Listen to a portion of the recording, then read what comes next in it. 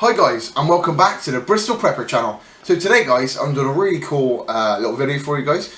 Today is some quick tips and some help on sharpening. I did do a video on maintenance and a whole big video on maintenance and blade sharpening. It's not going to be that long, but I'm just going to chuck some quick tips at you for when you're sharpening, what you're looking for, and some other cool stuff. So first of all guys, no matter what you're using, I use just a cheap oil stone.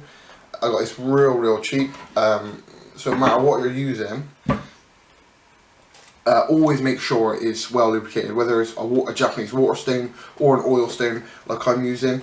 Always make sure it's really well oiled, because that will what happens is that whatever you're using to lubricate it with, it draws the shards, the metal shards, obviously it comes off the knife, it draws it away from the stone. Do you know what I mean? It keeps it above the surface. It's quite hard to explain, but it just makes so the stone can work at its optimum level without anything hindering it. So just lubricating this up. On my oil stone, I find it hasn't got to be soaking wet. With the Japanese water stones, you've obviously got to soak those bad boys for some of them up to 24 hours.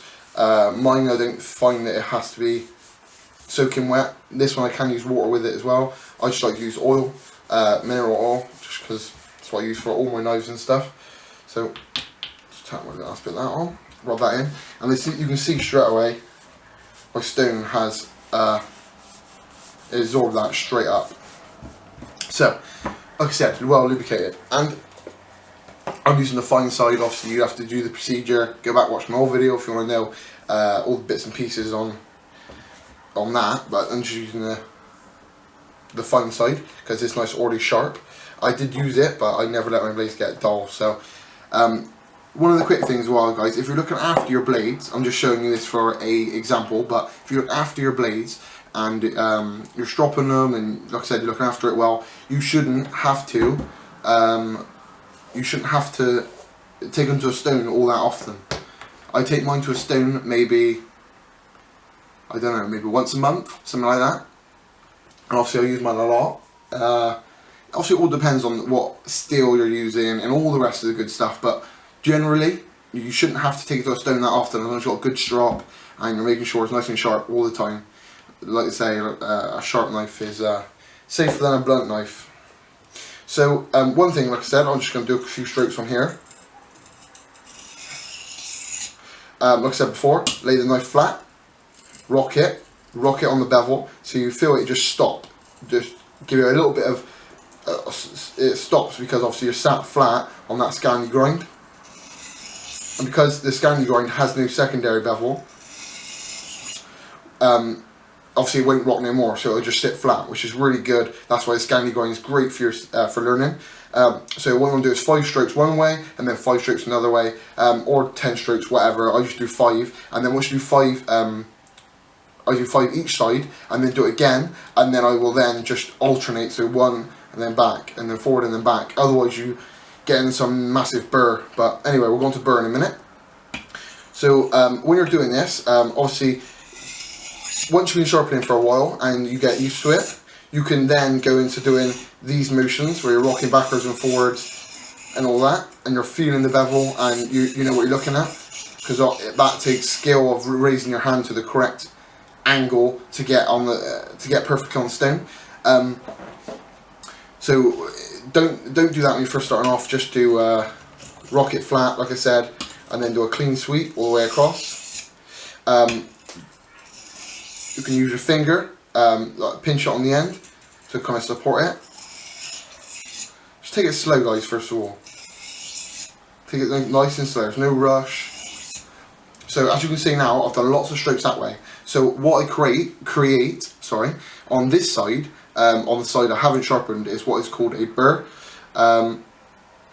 It's where the edge, instead of being straight like this, because I've only been sharpening it, say on this side, it will go like this, so it'll go like this, so it will sharpen, and then you'll have a bit of an edge at the top here, hanging over, and that's called a burr.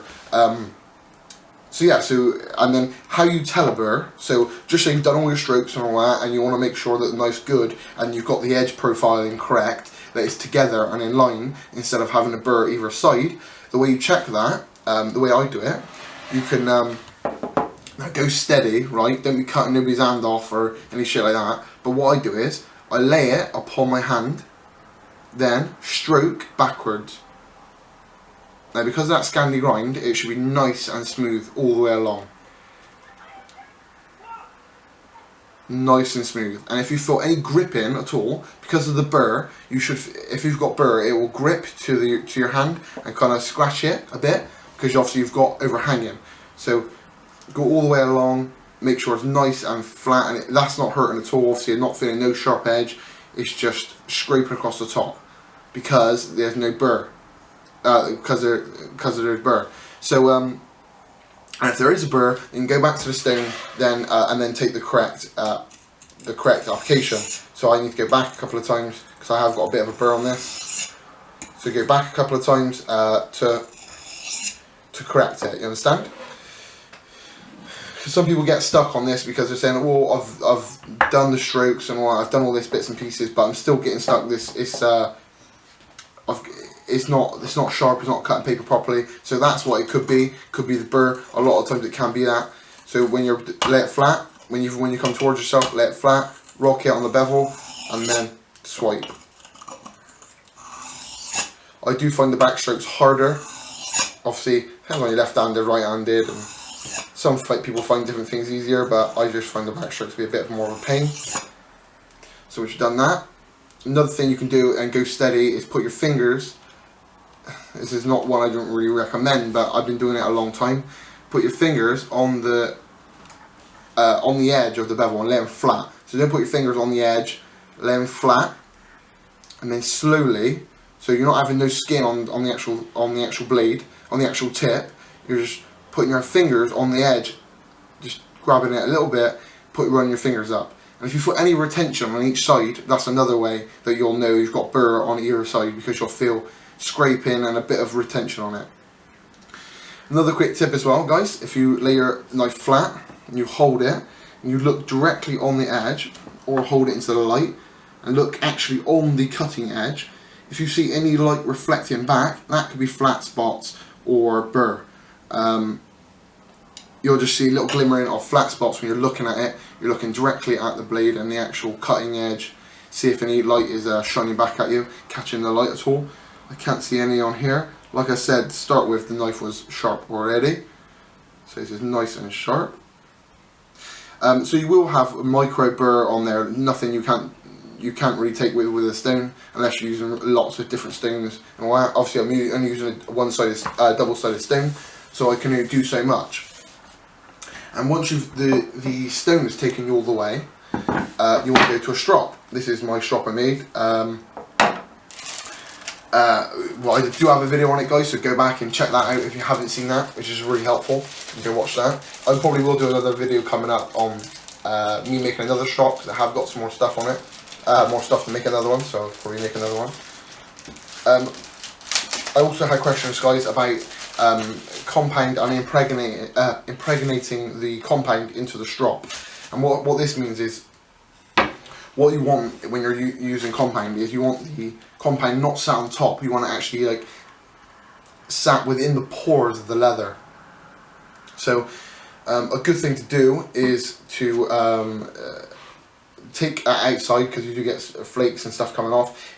Take it outside, lean it down, and then just go up and down very like with good force and with some speed. So you're creating heat and friction, and then this will become obviously hot, or a bit hot, and it will not melt it. It will become softer and more malleable. Yeah. So it will find it easier to impregnate onto the leather.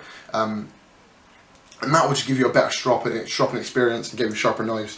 And then once it's impregnated, then all you've got to do then, guys, is just go over it like this or whatever. Go over it and just top it up. We're just topping it up now with some compound. My strop is a bit dirty, I do apologise. But so all you're doing now is just topping it up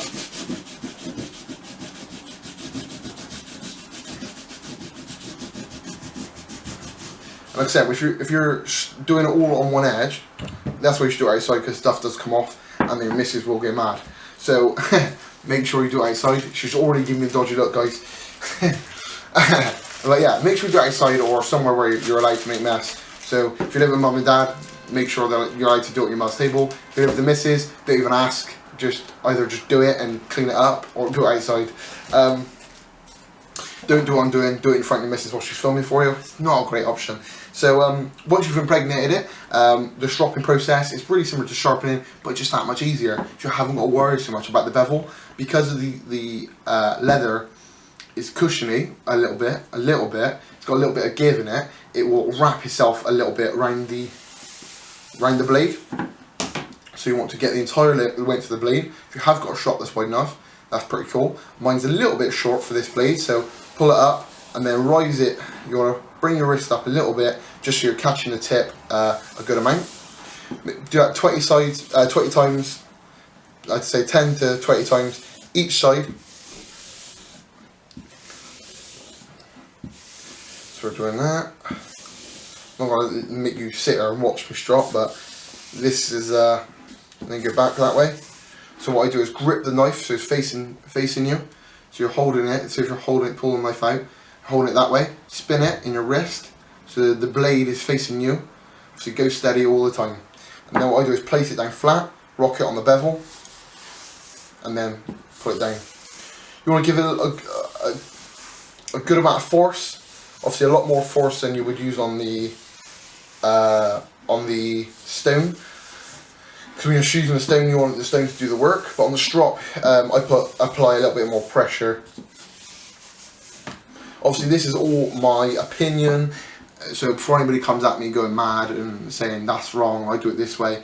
Literally, everybody does it different ways. I'm just giving you my advice on how I do it. It works for me. My knife gets super sharp. This is just what works for me, and obviously I get good comments back from you guys. So hopefully I'm helping some people. Like I said, I apply a little bit more pressure in a downward motion for that one. And obviously coming back again. And once you've done that, you will end up with hopefully a very sharp knife. And you can use different compounds and all the rest of it to actually shine this part of the blade, the grind part. You can actually make that polished edge where it's like mirror finish. Mine's got scratches on it, obviously from sharpening and all the rest of it, but it doesn't bother me whatsoever. It's not a showpiece. This is my workhorse. My Condor bush law is my baby, and she just works for me so hard. So she's not a showpiece. I'm not worried about her getting scratches and stuff. I just want to be able to use it. So after you've done that, it should be absolutely incredibly sharp. That is sharp. Once you get used to sharpening knives and you've been obviously using knives a long time, you will be able to tell what is a sharp knife just from the touch, just from touching it upon this.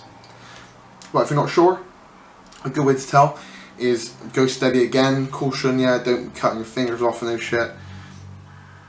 Place the blade upon the back of your fingernail with the weight of the blade only, you understand? You're not fucking driving it down in like a stick.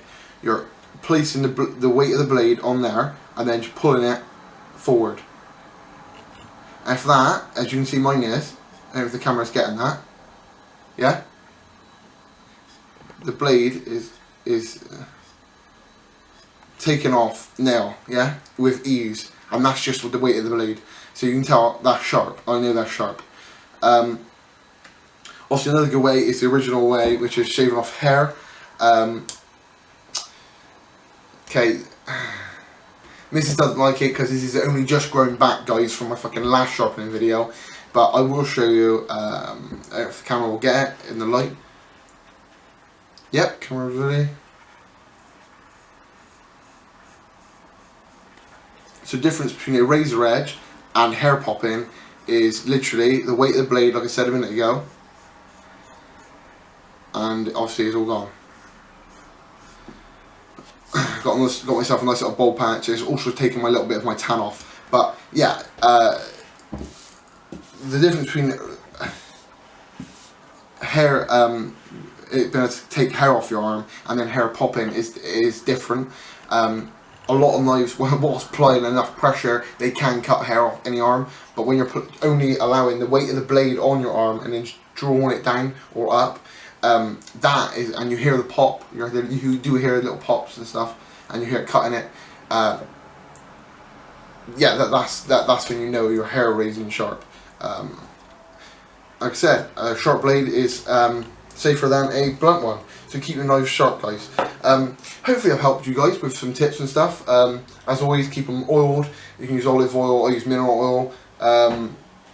Keep them oiled up, because a high carbon steel is a nightmare if it rusts, and it's better to keep it nice than it get rusty and you've got to take all the pits out and all the rust, because that is a headache, a total headache. So make sure they're all nice and oiled up. Some people don't like oiling them, but I always oil mine with this mineral oil. I buy it off Amazon. It is a little pricey, but it works real well. So guys, this video has gone a little bit longer than I anticipated, but hopefully you've enjoyed it and it's helped some of you guys. If you have got any more questions, smash them down beneath in the crotch box, and I would gladly help anybody out with any questions or anything they've got upon sharpening. That's it really, guys, for today. Like me on Facebook. At the moment, guys, we've also got a 300 subscriber double giveaway going at the moment. It ends on the 28th of this month. So you're getting it pretty soon. There's, like I said, it's a double, so go back to that video, check it out, follow the steps, and you could be in a chance to win some cool prizes, guys. So go back and watch that. Also, guys, coming up, we've got some t-shirts and that, some pretty cool stuff coming up, so stay tuned for that. Otherwise, guys, like I said, like, comment, subscribe. Otherwise, guys, stay prepared. I'll catch you guys another day, another way.